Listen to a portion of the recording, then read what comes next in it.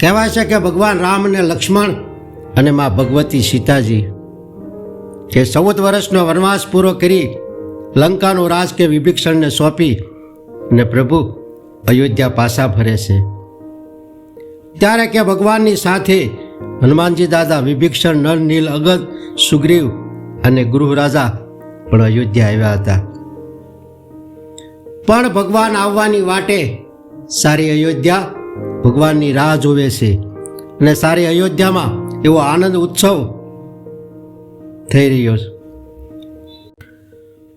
કારણ કે બધાને મન એક જ ભાવ હતો કે અમારા રાજા રામ બનવાના છે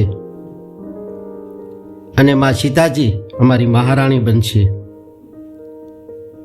કારણ કે ભગવાન આવશે એટલે સાથે સાથે રાજ અભિષેકની તૈયારી પણ થવા લાગી. એટલે કોઈ આશોપાલવના તોરણ બાંધે છે તો કોઈ વળી દીવડા પ્રગટાવે છે, કોઈ રંગોળી પૂરે છે, કોઈ શેરીએ શેરીએ ફૂલડાવે રહેશે, કોઈ સરિયો જળના નિર્લાવે છે, કોઈ પંચામૃત તૈયાર કરે છે. આવી રીતે કે આખી અયોધ્યા નગરી કાંઈ ને કાંઈ કામ માટે તૈયારી કરે છે અને એવો આનંદ ઉત્સવ વર્તાઈ રહ્યો છે. કારણ કે અયોધ્યાના રાજા હવે રામ બનવાના છે અને મહારાણી સીતાજી બનશે. એવું જ્યાં વિચારે છે ત્યાં રામ, લક્ષ્મણ અને મા જાનકી અને સારી વાનર સેના સાથે આવ્યા. એટલે ધામધૂમથી કે સામૈયા કર્યા અને પછી ગુરુ વશિષ્ઠે ભગવાન રામના રાજ અભિષેકની તૈયારી કરવાનો આદેશ આપ્યો. અને પછી ભગવાન રામને કે અભિષેક કરવામાં આવ્યો. પછી કે ભગવાન રામ અયોધ્યાના રાજા બન્યા અને મા સીતાજી મહારાણી બન્યા. એટલે સારી અયોધ્યામાં કે આનંદ સમાતો નથી. આવો કે અનેરો ઉત્સવ જોઈને ભગવાન રામ પણ બહુ જ પ્રસન્ન થઈ અને સર્વ ભક્તજનોને અને સારી કે અયોધ્યા નગરીને કંઈક ને કંઈક પ્રભુ ભેટ આપે છે. એટલે આખી અયોધ્યા નગરી અને ભક્તજનો ભગવાન રામનો અને મા સીતાજીનો કે જય જયકાર કરે છે. એટલે ભગવાન રામ બહુ જ ખુશ થઈ અને મા સીતાજીની સામે જોવે છે. ત્યારે કે મા સીતાજીના ચહેરા પર થોડું નાનું ઉદાસીનતાનું કિરણ જોયું. એટલે ભગવાન રામે મા સીતાજીને પૂછ્યું કે દેવી, આજનો દિવસ તો અતિ આનંદ અને ઉત્સાહનો છે, છતાં આપના ચહેરા પર આ ઉદાસીનતાનું કિરણ કેમ દેખાય છે?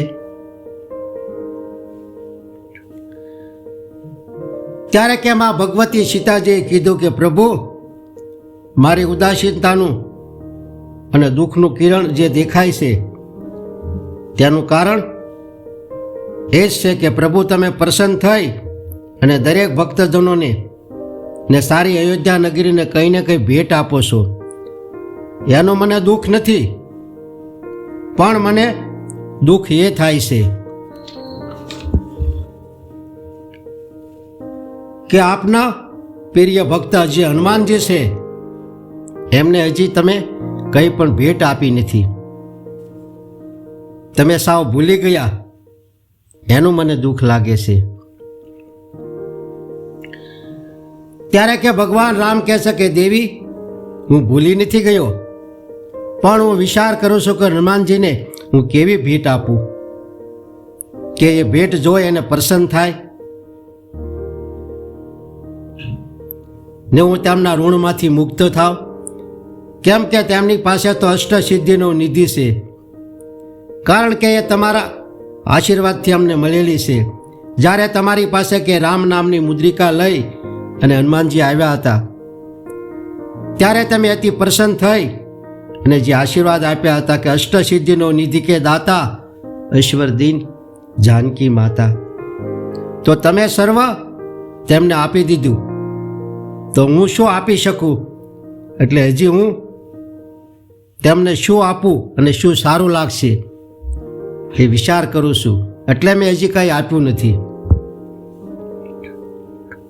પછી ભગવાન રામ માં ભગવતી સીતાજીને કહે છે કે દેવી, એમને હનુમાનજીને ભેટ તો હવે તમારે આપવાની છે. તમને જે સારી ભેટ લાગે એ ખુશ થઈ અને તમે હનુમાનજીને આપશો તો હનુમાનજી એથી ખુશ થશે. આ વખતે ભગવાનનો આદેશ મળતા જ મા સીતાજીએ પોતાના ડોકમાંથી જે મોતીનો હાર પહેર્યો હતો એ હાર કાઢી અને કે હનુમાનજી દાદાને આપ્યો. પણ હનુમાનજી દાદાએ મા ભગવતીનો ભાવ અને પ્રેમ જોઈ અને હનુમાનજી દાદાએ એ હારનો સ્વીકાર કર્યો. અને પછી હનુમાનજી દાદાએ એ હારને કે ડોકમાં પહેરી લીધો. આવું કે સુંદર દ્રશ્ય જોઈ સર્વ ભક્તજન અને સારી અયોધ્યા નગરી અતિ ખુશ અને આનંદિત બની. કારણ કે માતા સીતાજીએ કે આ ખરો ન્યાય કર્યો કે હનુમાનજીની સેવા ભક્તિ જોઈ અને તે મૂલવાન હાર માં સીતાજીએ હનુમાનજી દાદાને આપ્યો. આવે કે સારી અયોધ્યા નગરીમાં આવી સરસાઓ ચાલતી હતી અને હનુમાનજી દાદા સુપી રીતે સાંભળતા હતા. એમાં કે હનુમાનજી દાદાએ ગળામાંથી કે હાર કાઢી અને એ હારમાંથી કે એક એક મણકાને દાંતથી તોડવા લાગ્યા. અને સર્વ સભામાં બેઠેલા હતા એ બધું આ દ્રશ્ય જોઈ અને વિશ્વન પામ્યા ને કહેવા લાગ્યા કે હનુમાનજી, તમે તો બુદ્ધિમતા વરિષ્ઠમ છો, છતાં આવા હારના તમે કિંમત જાણતા ન હો. એમ એક એક મણકાને તમે કેમ તોડી રહ્યા છો? ત્યારે કે હનુમાનજી દાદા એવો સરસ મજાનો જવાબ આપે છે અને કહે છે કે મને આ અતિ મૂલવાન હારમાં ક્યાંય રામ નામ દેખાતું નથી, એટલે નામ આ મોતીના મણકામાં છુપાણું છે, એટલે રામ નામને શોધવા માટે આ મણકાને હું તોડી રહ્યો છું.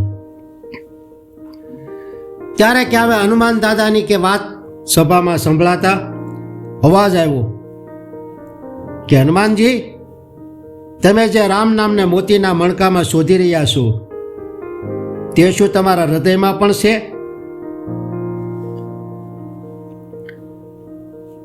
ત્યારે કે હનુમાનજી દાદાએ સભાની સામે ગર્જના કરી ને શ્રી રામ કહીને કીધું કે હા, એ રામનું નામ મારા હૃદયમાં પણ છે. તમારે એના દર્શન કરવા છે?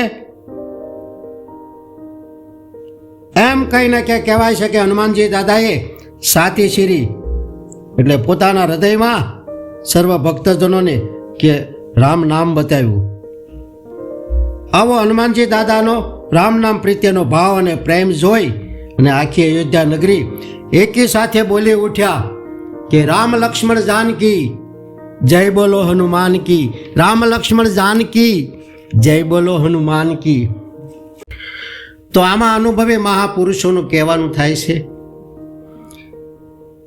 કે આ ખાલી રામ તે નામ ફક્ત હનુમાનજી દાદાના હૃદયમાં જ નહીં પણ સર્વ પ્રાણી માત્રના હૃદયમાં છે.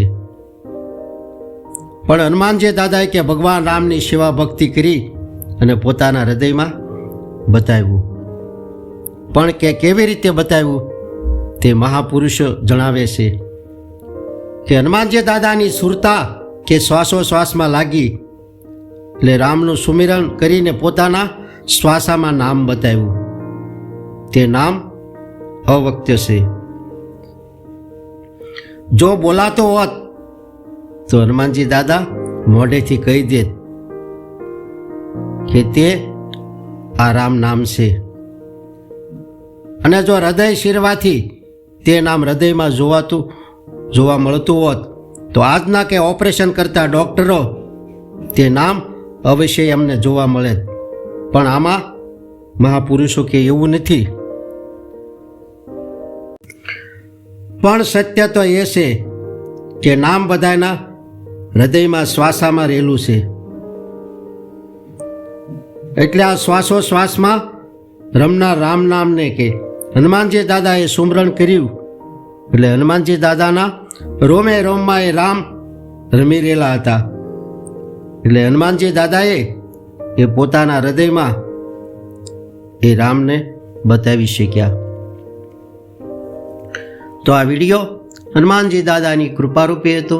જો આ વિડીયો પસંદ પડે અને સારો લાગે તો લાઈક કરો, આ ચેનલને સબસ્ક્રાઈબ કરો અને શેર કરો. એટલે હસતા રહો, ખુશ રહો અને આનંદિત રહો.